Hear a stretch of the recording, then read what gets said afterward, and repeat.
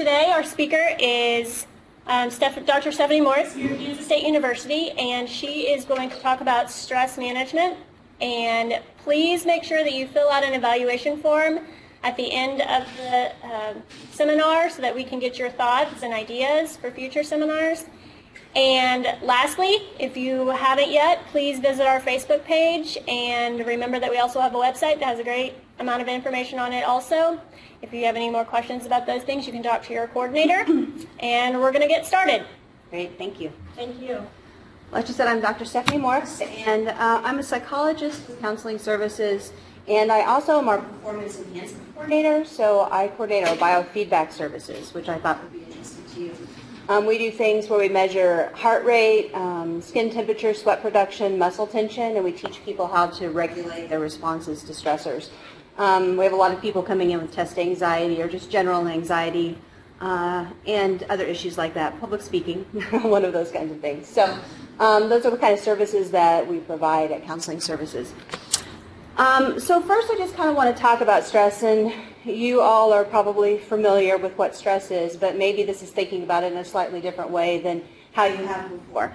So it's a reaction to either physical or mental demands on it goes against our sort of resources that we have available. And stress can be positive or negative. So getting married can be stressful, even though it may be a positive event, and taking a test can be negative if you're stressed about it, or it could end up being positive in that the stress gives you the energy that you need to be able to perform on the test. While some stress can be helpful because it does give us and kind of push us a little bit to perform at our best, it can also be harmful if we have an abundance of it. And like I said, it can be used to sort of energize yourself. There's a lot of new research coming out that talks about how we perceive our stress has an impact on how it affects our body. So they did some research looking at blood pressure and found that if people saw stress as energizing and helpful, it actually had no effect on their blood pressure. Their blood vessels stayed dilated and blood flow was good, and on their heart rate. But if they perceived it as something negative, then it had a negative effect on them. So there's actually some research saying that how you think about your stress can change how it affects your body. So I think that's important to know. Some of the symptoms of stress, it affects all of our body systems. Our physical, we can have, stomach problems, headaches, increased sweating, things like that. Emotional, we might get sort of short-tempered, become kind of irritable with people, feel sad or anxious, feel kind of moody. Cognitively, it affects our ability to concentrate. It can lead us to worry more. And behaviorally, sometimes people start using substances more just because they're trying to find a way to be able to manage it. We can have relationship conflicts and changes in eating behaviors as well. So it can affect us in all different ways. And for some people, it'll come out. Some people will notice more muscle tension and sort of headaches and that kind of thing. But other people will notice the changes in eating or the changes in their mood. So it kind of varies. Typically, you'll have some symptoms from each of those categories. So some healthy behaviors that we can engage in, we're all kind of familiar with these: eating healthy foods, getting regular exercise, making time for fun, talking to people about what's bothering you. And that can be, friends, colleagues, peers, mentors, advisors, and also maybe, you'll find that you need to seek professional assistance. And most universities have a campus counseling center that students can access. And like our services at K-State, you get up to 4 sessions free. So a lot of times there's no cost involved, and you can kind of chat with somebody and just get a little bit of help. Practicing mindfulness is becoming more and more researched. It's kind of based in Buddhist concepts, but John Kabat-Zinn is one of the main people. He's at Massachusetts, and he's done a ton of research looking at things like chronic health conditions, chronic pain, anxiety, depression, and cardiac events like after heart attacks. Just a ton of research on the effects of mindfulness, and found really good results with just practicing mindfulness and how that can have an impact on lowering stress and increasing a sense of well-being. So mindfulness is all about just being in this moment and being non-judgmental of that moment. So being here right now, noticing what you feel, noticing if you feel tired or anxious or sad or lonely, And being able to just recognize that and not judge it. So not saying, well, I shouldn't be feeling this or I should be feeling that, but instead just sort of accepting things as they are right now.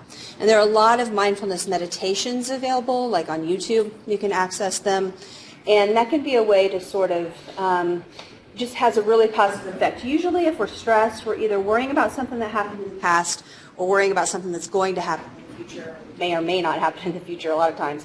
And we're not really in the present moment. So if we're in this present moment, we can recognize that we're okay and that we can get through whatever we're dealing with right now.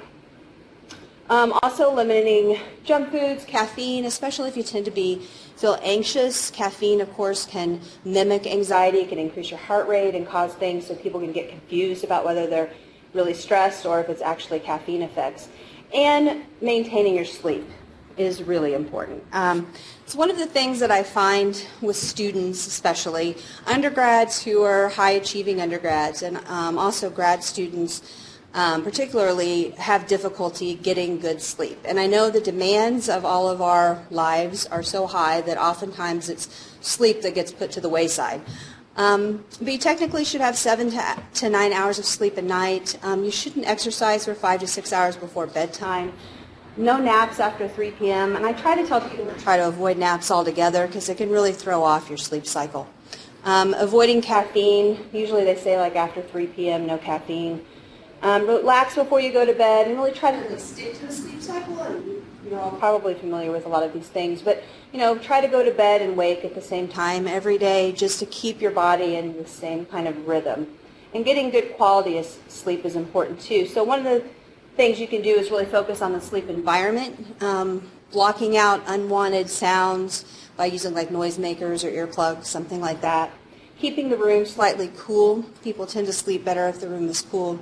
Getting some bright light during the day and having it dark at night is really important for your circadian rhythm. Try to avoid TVs, computers, anything that has those kind of blue lights because they do affect your sleep. Now, sleep deprivation, I think, is pretty common among a lot of people. So here are some of the symptoms of sleep deprivation. So do you rely on the snooze button? Hit it a few times when you try to get up in the morning. I know I do. Have a hard time getting up in the morning or feel kind of sluggish in the afternoon and feel like you need a pick-me-up or a nap, one of the two.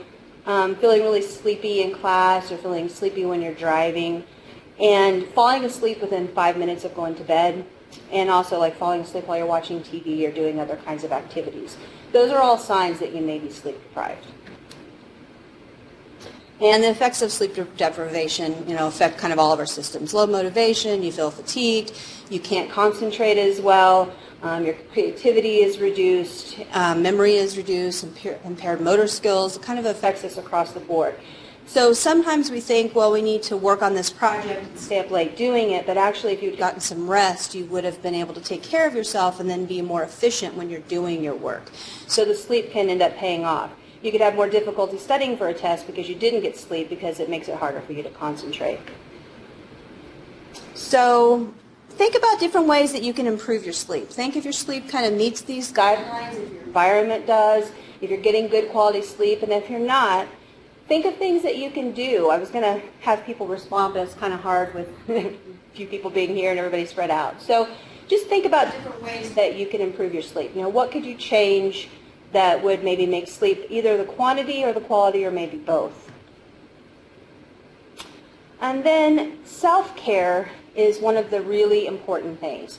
The more stress we get, the less we do the things to take care of ourselves. The less we do the fun things or the things that bring us comfort and make us feel good. We usually put those kinds of things aside to focus on the demands of what we have in front of us. Some really simple self-care ideas. So people will say, I work a lot in the architecture department, and they're usually in studio till really late at night, and they'll say, just don't have time to do this. Well, even if you just step outside and walk around the building that you're in really fast, like take a really fast 5-minute walk, you're getting some sunlight, you're getting some exercise, you're getting a change of scenery, you're getting fresh air, and all of those kinds of things just sort of change your perspective. It frees up your energy, frees up your mind can get sort of stuck and whatever you're working on, and it's just a way to kind of shift gears out of that. I find a lot of people who are stressed used to do things that were creative, like they used to write, or they used to draw, or paint, or dance, or sing, and they don't do those things anymore. So if there are those kinds of things that you used to do, that you enjoyed, that brought you happiness, and you've put those things aside, dig back out the paints, or get out a journal and write. Do some things like that, even if it's just a few minutes a day, even if you take like 15 minutes a day just to kind of work on a creative project. It can have a really positive effect. Watch a funny movie, like I said, take a walk, listen to upbeat music. I usually ask clients when they come in what their song is on their phone for the ringtones and things, because that often gives me a clue to kind of what kind of mood they're in and what they're dealing with. So finding good music that really makes you feel empowered or makes you happy, that can be really helpful. Practicing gratitude, they're doing more and more research about the effects of gratitude and how the more that we really are just thankful for the things that we have, show gratitude to the people in our life, people have a better sense of well-being based on that. We've kind of always thought that being happy was kind of the goal of life, that we're all, kind of striving to have happiness, and that's a big part of our success.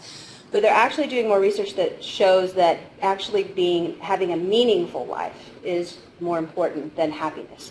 So if you have a sense of purpose in your life, if you feel like you're doing something that makes a difference in the world, those kinds of things are actually more important for your sense of well-being and the reduction of stress than trying to focus on being happy. Because happiness is often fleeting. We have moments of happiness, but it's kind of hard to be happy 24/7. It just doesn't happen. And that practicing gratitude, I think, is a part of that. Finding meaning in your life, finding the things that you're thankful for, and writing them down yourself, like each night, writing down 3 things that you were grateful for in that day.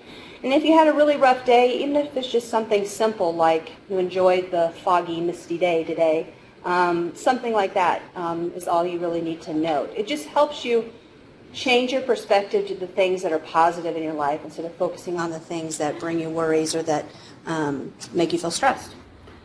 Taking a hot bath can be a good one, and hobbies kind of goes along with those creative things, but other hobbies as well.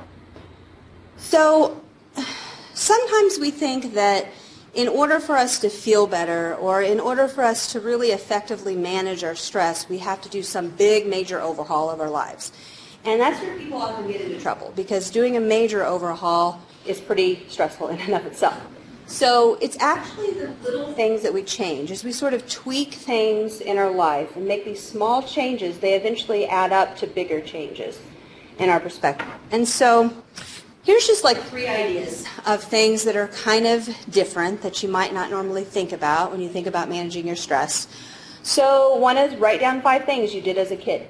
5 things that you really enjoyed, and try doing just one of them. Play really relaxes your mind. It again shifts your focus. It uses different parts of your brain. And then when your mind is more relaxed, then you're going to come up with better ideas, better solutions to problems. And stress is all about problems that we're encountering. So the more that your mind is relaxed, the more you're able to figure out a solution, and you don't feel overwhelmed by whatever that problem might be. Finding 10 details in your day. So notice things in your day, and you can even pick things. Like I did a photography class that was kind of cool. It was an online class, and you would have different things each week that you're supposed to focus on. So like one week is yellow. So you focus on the color yellow, and everywhere you go, you just notice things that are yellow. You notice cars or flowers or people's shirts or whatever it might be. Really noticing those things and the detail in it and what you find interesting about them. So if you don't want to pick a color, just stepping outside and like looking around and what do you find beautiful today, or what do you find amusing today? And you can use a camera to document it. So many people have smartphones with cameras now, and it's really easy to do that. So you could decide that you're going to go out and find something beautiful because you're having a stressful day. So you step outside and then take a few pictures that you have to remind you of that. And then you can kind of have friends do this with you, or colleagues could do it with you, and then you could kind of show each other your pictures, and then that's a way to kind of come together as a community and share with other people and see what other people find beautiful. That just helps you kind of connect with others as well. Oftentimes when we feel stressed, we disconnect. we withdraw from other people because we just feel too overwhelmed to deal with our own stuff, so we can't really handle anybody else's. But if you have a positive way that you're connecting with other people and sharing in things, then that can be really helpful. And then giving a gift or a card. I find that this is kind of nice. Occasionally I'll just drop a card. Sometimes I'll even just do it anonymously in somebody's mailbox at work. And then they get something nice, and you get to kind of be like a secret Santa or something like that. And you really don't expect anything in return. You just want to give something to someone and make their day special. And something small, you know, sometimes people put a little thing of candy in a mailbox, or like I said, a little card that just says, you know, have a great day, you've been doing a great job at work this week, or whatever. Just little things like that. It makes you feel good, again, that there's something meaningful, that you're contributing to somebody else's life in a positive way. So those are the main things I want to talk about. I wanted to have a chance for people to ask questions if they wanted to. These are the resources I asked Sarah for, so you guys would know different, like the counseling centers on different campuses. I think that's really important. And just one thing I want to mention is that oftentimes people think that counseling is only if you're having really serious, complex kinds of issues, that that's what it's for. And really, most of the people we see in the University Counseling Center come in, some people come in for one session, and some come in for maybe 4, and then that's all they really needed. And oftentimes, if we're hitting a really stressful transition in our life, or if we've had a significant loss, or if we're trying to figure out some major thing like a major or a career path, those kinds of things often cause us to struggle. And if you just talk to somebody that's objective, that isn't a part of that situation, that can be really helpful just to get a different outside perspective. So just remember that we're kind of here just to chat with. I like to just, you know, clients come in and we collaborate on just ways that they can improve their lives. And so it doesn't have to be that you're having some serious issue, and it doesn't mean there's something terribly wrong with you if you go in for counseling. It just means you need some outside kind of help, and that's what the services are. So it's a part of what you can access as a student, and there are other services for staff members and things as well. So please keep that in mind. I think it's just important to know that that's what we're here for, and there's just a lot of people that are invested in you doing well in life and being successful and having that sense of well-being. So I don't know if there's do you want them to unmute if people have questions? I don't know if you have questions here. If anybody has any questions, please go ahead. I kind of talked fast, so I apologize for that. Hope I didn't speed through it too much. So things started, what tends to be the most pressing issue among undergraduates? Typically they're coming in either with academic struggles, maybe not doing as well in classes as they were used to, or having test anxiety, or just anxiety kind of in general, or relationship issues. So, and that can be either like family issues that they've been dealing with for a long time that maybe are pretty complex, or it could be end of relationships, or friendship issues, or breakups, or roommate problems, or things like that. So usually they're kind of coming in, it's either impacting them socially or academically, or maybe both. And for graduate students, and for, you know, students who are thinking potentially about graduate school, or who are doing maybe a heavier demand than your typical undergrad, I think sometimes figuring out how to balance all the different roles that they have. Because you're a student, and often students nowadays work quite a few hours oftentimes. And if you are a part of research, or if you have extracurricular activities, or if you're involved in clubs, it's a lot to try to figure out. And honestly, I notice a lot of students who are really bright in high school often struggle, especially at the beginning of undergrad and kind of as they move on through, because they often were so bright in high school they didn't have to study very much, and then they get into programs and actually need to be able to study more and never really develop good study skills. So sometimes it's about that, about figuring it out, and about maintaining self-esteem. You know, even if you get a D on a test, you're still a worthwhile person. And so talking with them about that a poor grade on a test is just a poor grade on a test. It doesn't reflect your value as a human. And, you know, let's figure out how we can change it so that next time, you know, your grade is better. But yeah, usually these academic kinds of problems or the social problems are kind of the main things that we see. Are there other questions? Yes, can you hear me? Yes. I was speaking to my students last week, and I heard something that was very interesting, and I wondered if you heard this too. A lot of my students say they fall asleep, and then they get up after 2 or 3 hours, and they are wide awake. And this, to me, was the craziest thing. I mean, I might be wide awake because I'm troubled by something, but I'll fall asleep again. But I'm starting to hear this a lot from young people, and I was wondering if this was the norm. I actually am hearing that more and more too. And I think a part of it is those demands. I think if they wake up, I think once you get older, if you wake up at 2 in the morning, you're not thinking, what could I get up and do? You're thinking, how do I get back to sleep? That's your focus.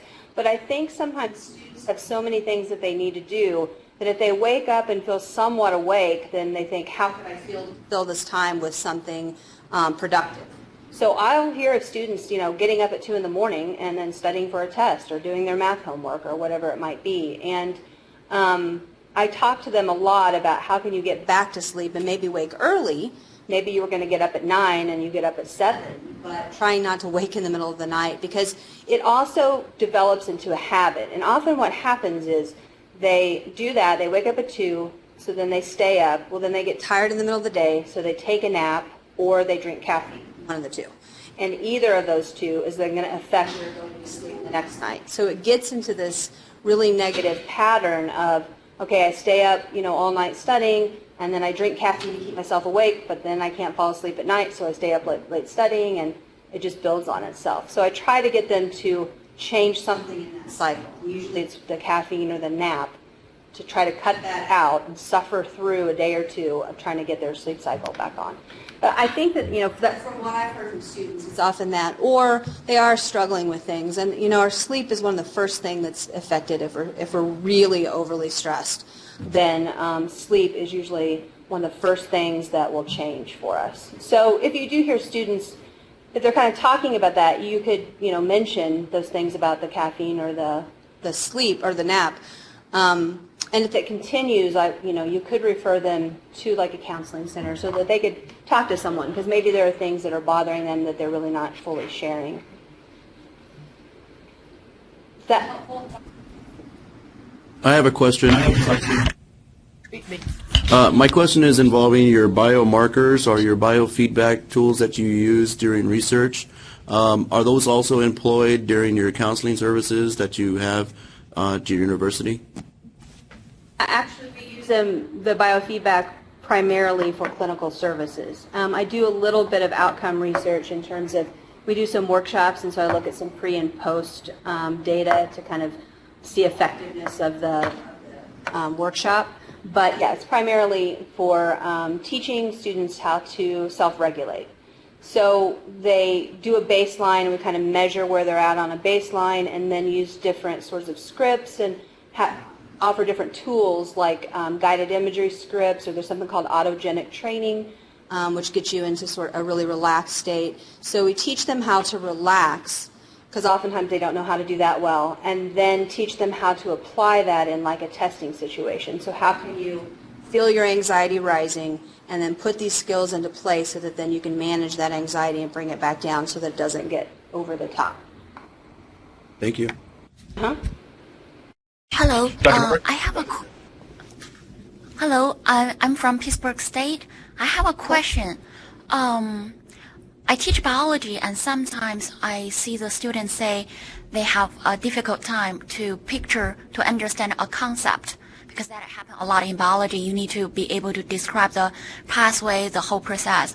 And I was wondering, like previously we heard people have trouble to read and to write, and now we know that could be a condition. You just can't read and write as others. So is there a possibility some people actually just kind of have this condition? They kind of won't be able to understand certain concept or topics. Is there a possibility? Well, they could potentially have a learning disorder, and there are writing and like math disorders that they could possibly have. If they've never really struggled in school before, sometimes that's the nature of the school because it really wasn't very demanding, but sometimes it's that they really didn't have that problem until the demands became greater, so the concepts and the understanding is at such a deeper level they can't quite connect to it. If you have, I don't know if there are testing services, you said you're at Pittsburgh State, I don't know if they have testing services there, but the person could go in and be tested. Some universities do offer that. We don't here, but we'll refer to the community if we think somebody might have a learning disorder. So we have psychologists that can conduct those tests to find out. Thank you. We do. I also wondering, I hear students talking about text anxiety. Is that a very defined condition like a ADD or ADHD nowadays already? Or it's just a very, just an idea? Is there any research has been done with the text anxiety? Yeah, test anxiety in the DSM, which is what psychologists use to diagnose conditions. It falls under social phobia, which is about fear of performance and being in performance situations and developing anxiety based on that performance being judged, and that often comes out in tests. So technically, test anxiety isn't a diagnosis. The social phobia is the diagnosis, but test anxiety is definitely a part of that. And for many people, I mean, it starts even with their studying. They get so anxious when they're studying that they can't really learn the material. Or they get into tests and they get so anxious that their mind goes blank and they can't focus on the material. Even though they've studied well and they knew the content going in. What I'll see is a lot of students who do really great on homeworks or labs or even quizzes sometimes are okay. But then let's say if you see a huge discrepancy between what they've done on homework and lab things and anything like that and their test grades, then that tells you that the anxiety is likely getting in the way. They know the material, they've got the content, but the anxiety prevents them from being able to recall it at the time of the test.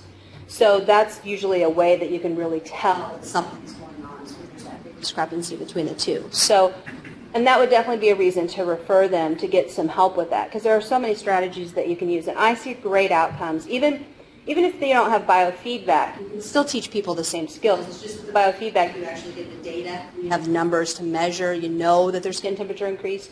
But you can teach people relaxation skills without that data and teach them how to better manage that. My goal is always to help them have a better experience of the test, and then their grades usually get better. So they're less anxious at test time, which then allows them to access the material that they need to, which results eventually in better grades. And I see really great outcomes with people who had really terrible test anxiety and then end up doing really well in courses. And also like public speaking, I worked with a person who had really intense public speaking anxiety, and she went to a conference and ended up winning an award for her presentation that she did and ended up doing great. So there are things that people can learn. So I think taking it seriously is important, and then getting them connected to resources that could be helpful for them.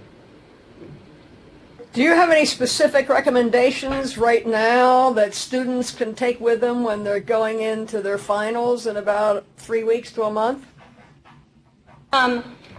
There's a few really kind of basic things that I've found. One is, this may sound silly, but when you go in to take the test, sit with your feet flat on the floor. There's something about feeling really grounded in the room and really feeling like your feet connected to the ground that's actually helpful. And then breathing is one of the most important things. Often what happens when we get anxious is our breathing comes from our chest, and we tend to breathe more shallowly, and then that increases the chances of like lightheadedness and dizziness and things like that. So focusing on breathing is really important. So before the test, usually I'll tell people, if you like music, pick a song, like I said, that's inspiring to you, and as you're walking to your test, instead of trying to cram the material a little bit more, just listen to a song that makes you feel good, because that shifts your physiology from being anxious. If you're starting out sort of anxious here, and then you get into the test and it puts you over the top, that's when you run into problems. But if you can bring your anxiety down, when you get to the test, it maybe goes up a little bit, but it's manageable. So So listening to that music or being just in the moment, trying to focus on that as you're walking into the test. Oftentimes that's the time when people get more and more anxious. And then once you get in the room, sit down, feet flat on the floor, and then take some really good deep breaths in. And that's breathing diaphragmatically. So your breath should go into your stomach first. Your stomach should rise, and then as you exhale, the air will come back up through your chest. So if you breathe in, it's kind of hard to do because most of us are chest breathers and we don't even really realize it. But you just breathe in, you'll feel your stomach rise, and you hold that breath, and then you exhale. And it's good to count either 3, 5, or 7. So breathe in for 3 seconds, hold it for 3 seconds, and then breathe out for 3 seconds. Or 5 or 7. Sometimes 7 is a bit much if a person's feeling kind of anxious already. It's pushing it a little bit too far. So usually I tell people to kind of start with 3. So if you do that as you sit down in the classroom, that can help. And then if you have like a multiple choice exam, I tell people to use the questions as a trigger for breathing. So every third question, take a couple of really good deep breaths. Again, breathe in for 3, hold for 3, breathe out for 3. Do a couple of those like every third question. Because that way you're shifting your focus from the anxiety and all those thoughts, and you're getting good oxygen flow, which is going to help with help your brain function well, help your body function well. And the questions act as like a cue so that you remind yourself that you need to breathe, because sometimes we just need to be reminded. If you're doing like essay questions, then after like an essay question, a couple of really good deep breaths, or like a working out a problem, after each one, take a couple really good deep breaths. Those are a couple of the things. One of the phrases in autogenic training talks about your hands being warm. And so I don't know how touch your hands right now and see how they feel. Do they feel cool? Do they feel warm? Mine feel pretty warm, which is kind of surprising since I'm speaking, but the room's kind of warm. So notice how your hands feel. And usually if you're stressed, your hands will feel cold and clammy because your blood vessels have constricted and sent the blood to the core of your body, and your sweat production has gone up, so they'll feel cold and clammy. So if you just focus, you can just like close your eyes and picture the sun like it's a hot Kansas day, and the sun is beating down on your hands, and think my hands are warm, warmth is flowing to my hands.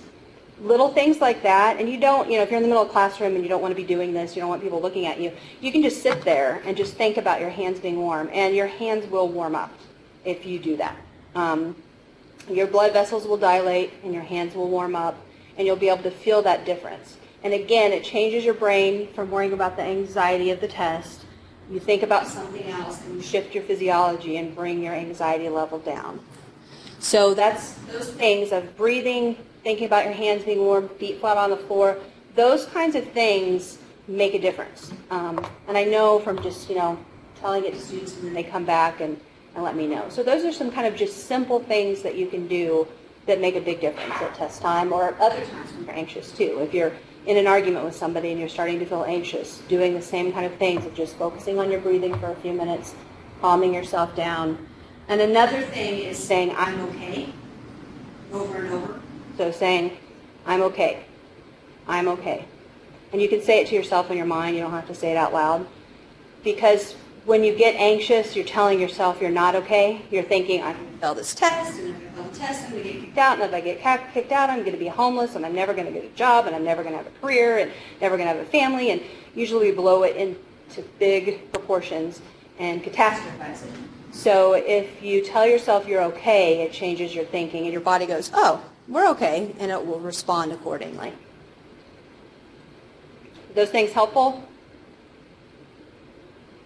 Yes. No? Okay. Dr. Morris?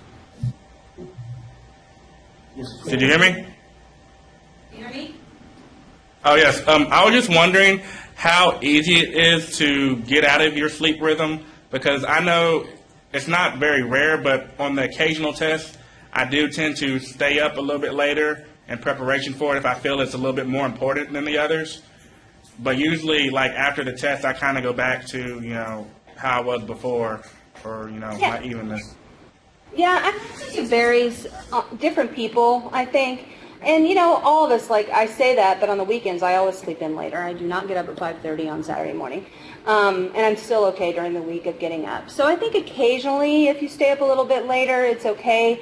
It's just if you notice yourself doing that repeatedly for several nights, then you know that things are kind of off. Okay. Thank you. Yeah. I have a question. I have a question.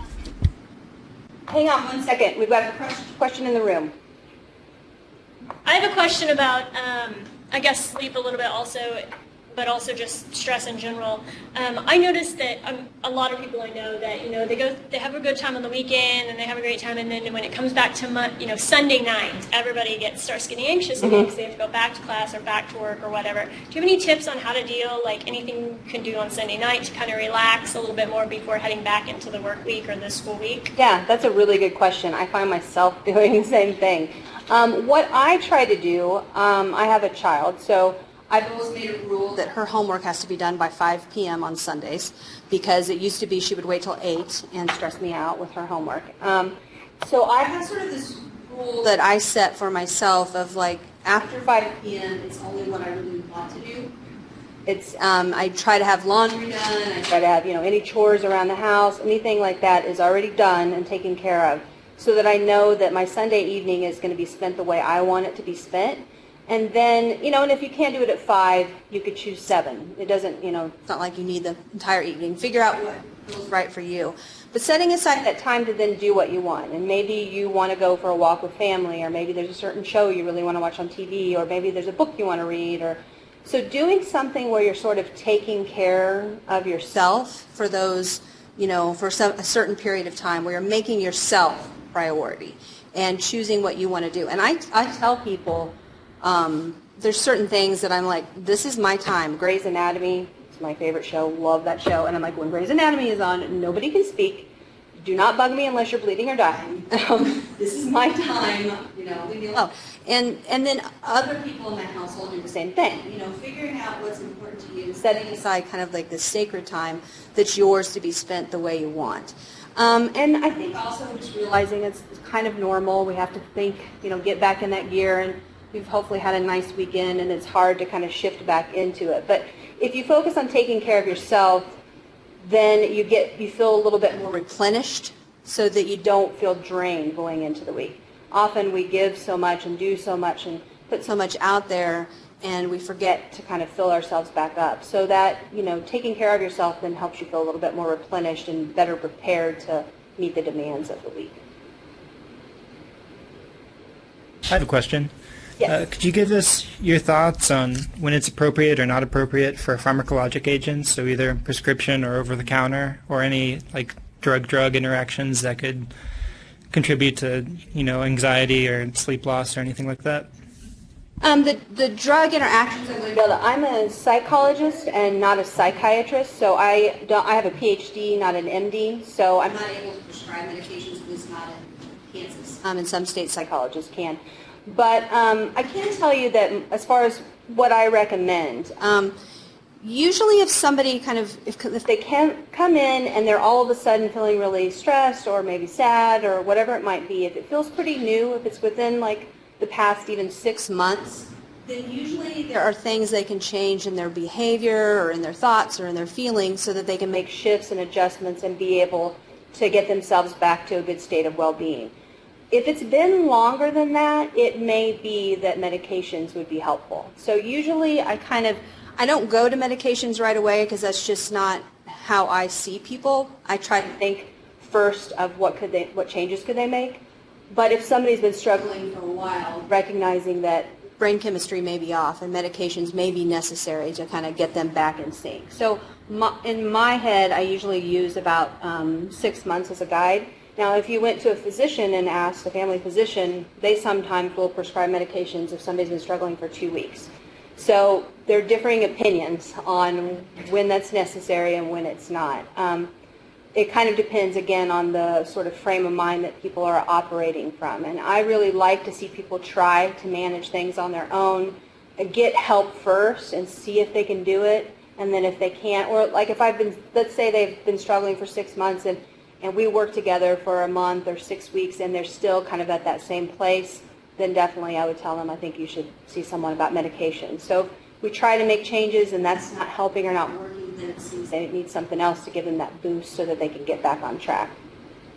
So that's kind of the guideline I use, and most of the people that I work with, that's kind of how I think we all sort of see it. But again, if you asked a psychiatrist, they might see it differently, and a physician probably would too. Any other questions?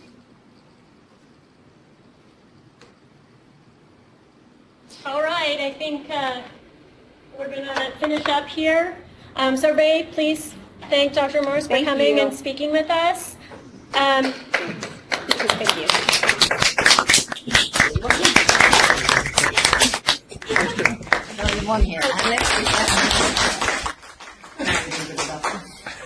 This presentation has been recorded, and I hope to have it up on our website by next week. And remember that all of our past presentations are also up on our website under the Resources tab. So if you missed one, you can go and see them